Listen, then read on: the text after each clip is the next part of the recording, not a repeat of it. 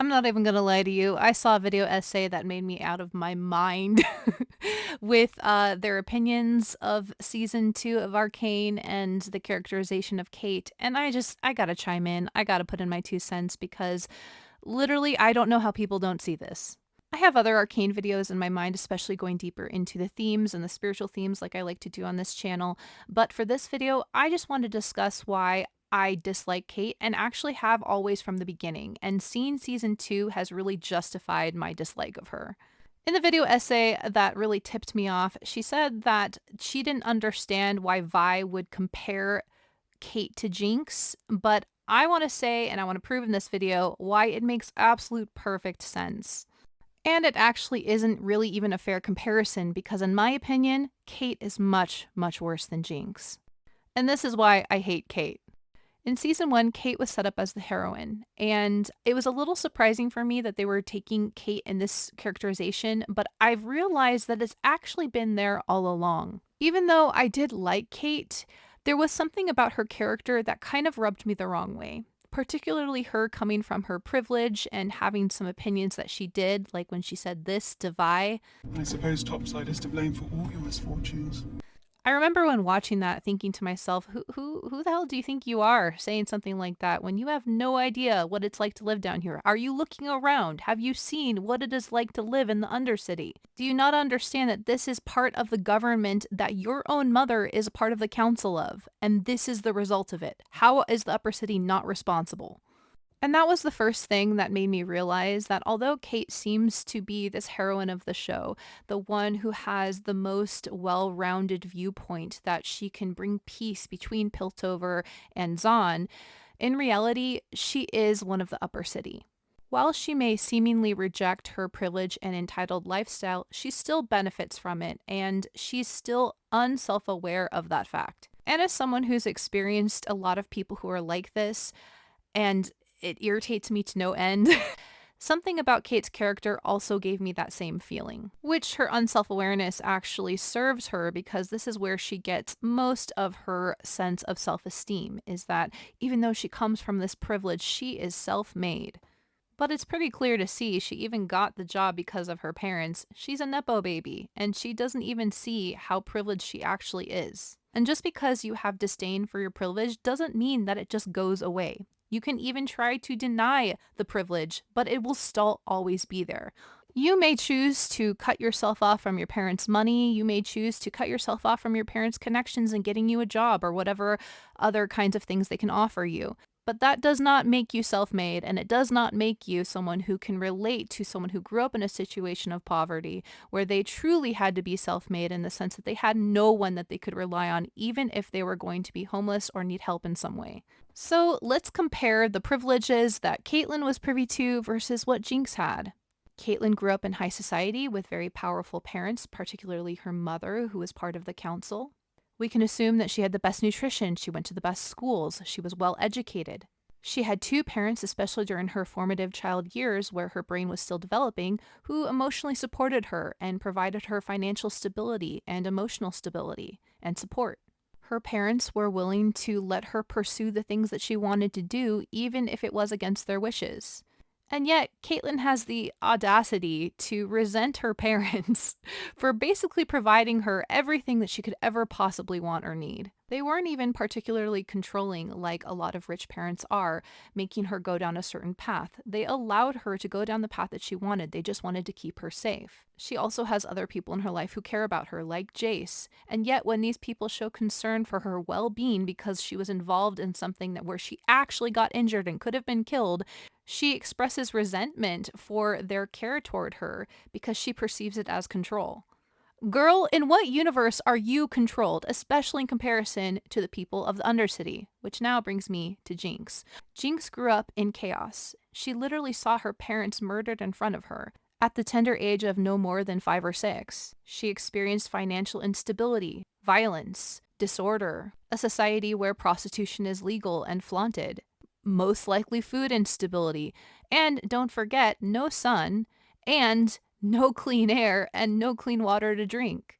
Are we at all surprised that people of the Undercity would be affected by this and that many would become sick like Victor or neurodivergent like Jinx? When Caitlyn gets a small injury in the initial bombing, she gets the best medical care. She gets to rest at home.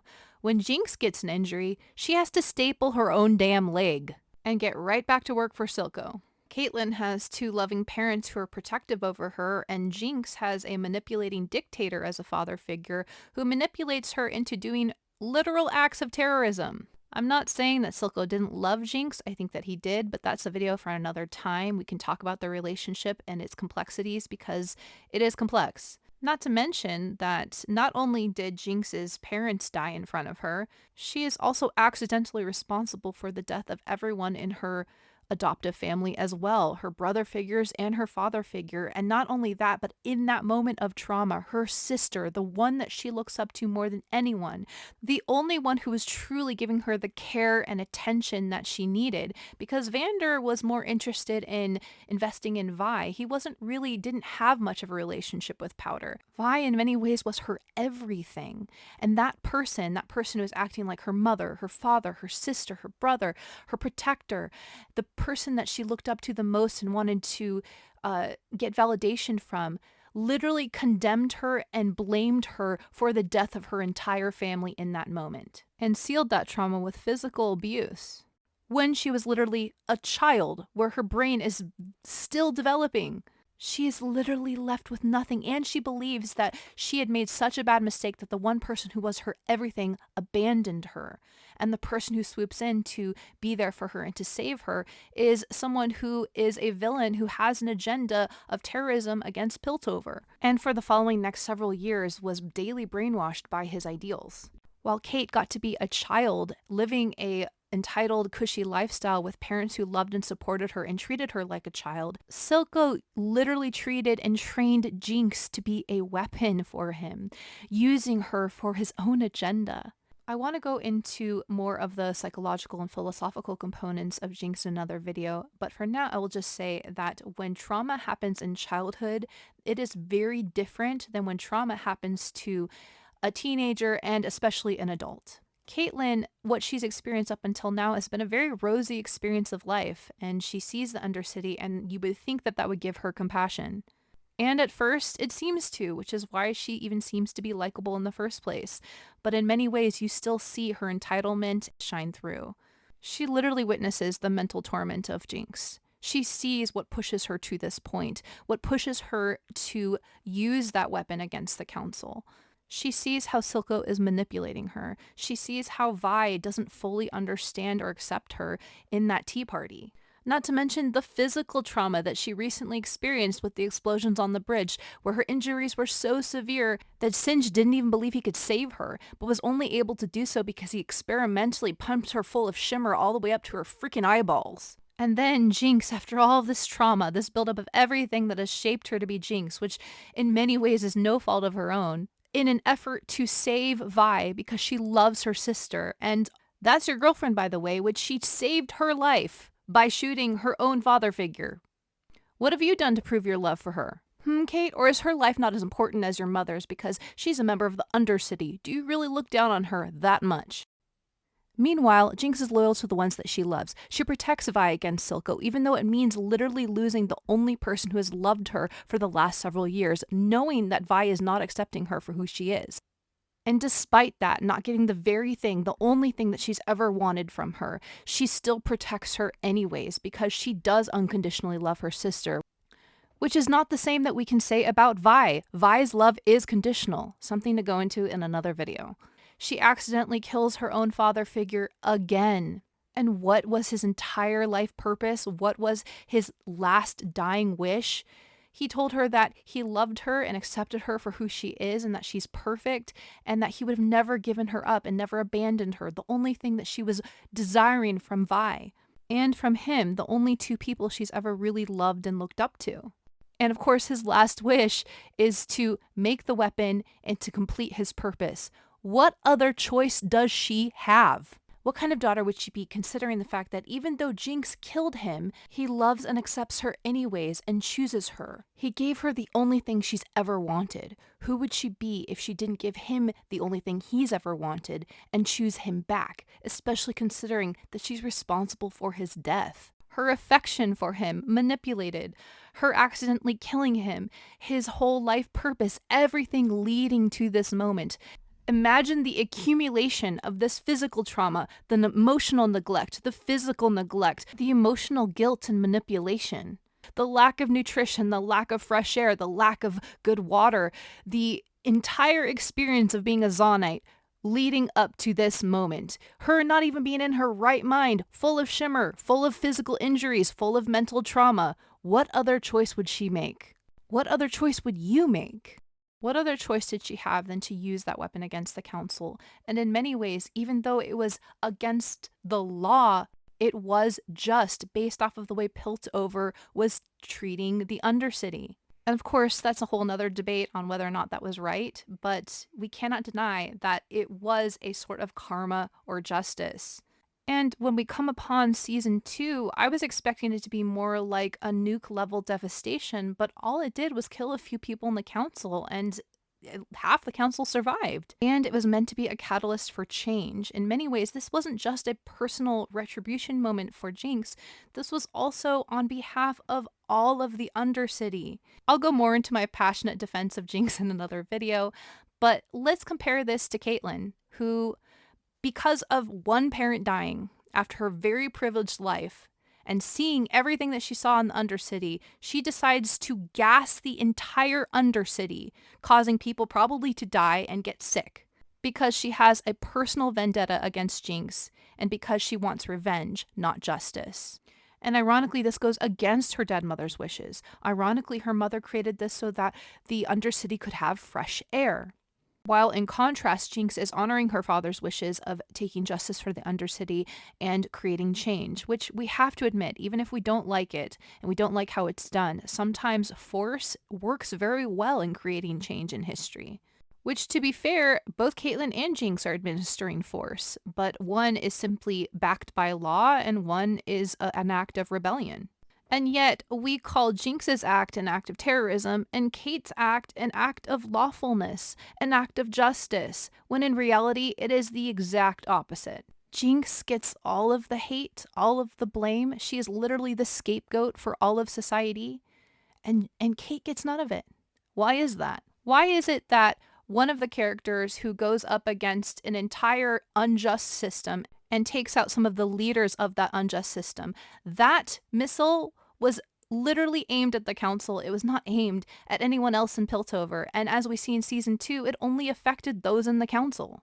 Why in this context is Jinx seen as the villain, but someone like Cait is seen as the heroine when she's literally harming thousands, if not millions, of underprivileged people who have been suffering under her people's rule?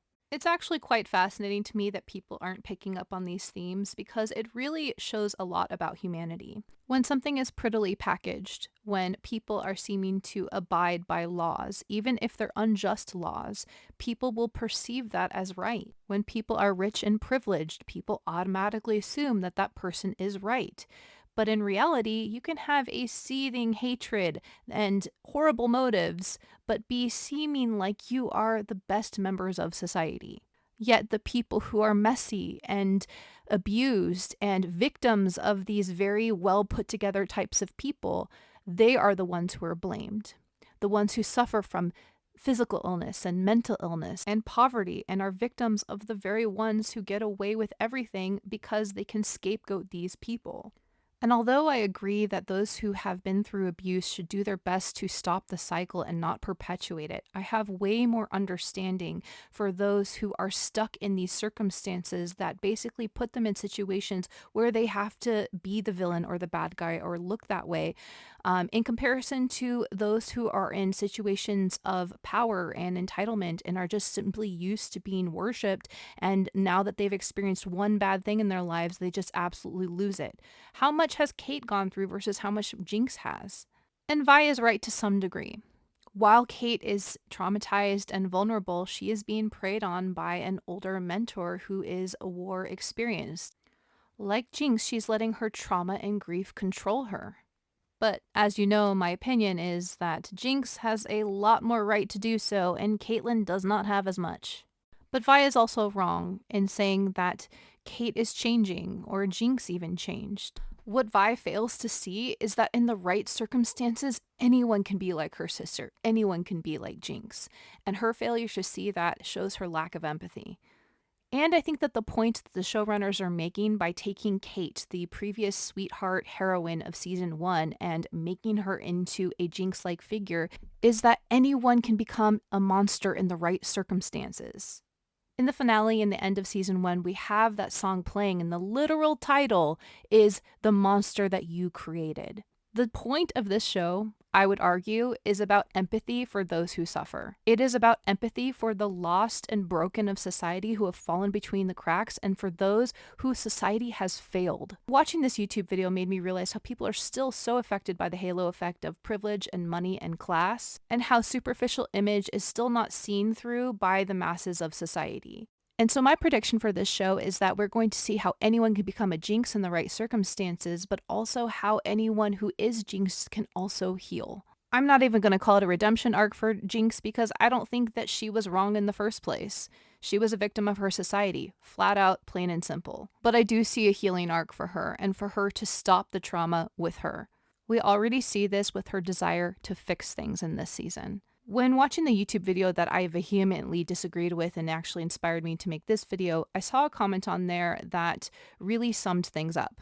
At first, considering the flip of Caitlyn's character and not understanding the connection to how it was there all along in season 1, I questioned, was this a misstep of the writers at first? But someone answered me and basically gave me such a good insight. They said, personally, the writers wrote Vi and Cait very well considering their current circumstances. Cait never had to deal with violence until recently, always protected by the gilded wall her parents in Piltover provided. Such a loss so suddenly and so violently very obviously damaged her self-identity. She's lashing out at Vi for not being a good one, like being by her side is a privilege. Frankly, Cait is prejudiced against Zonites.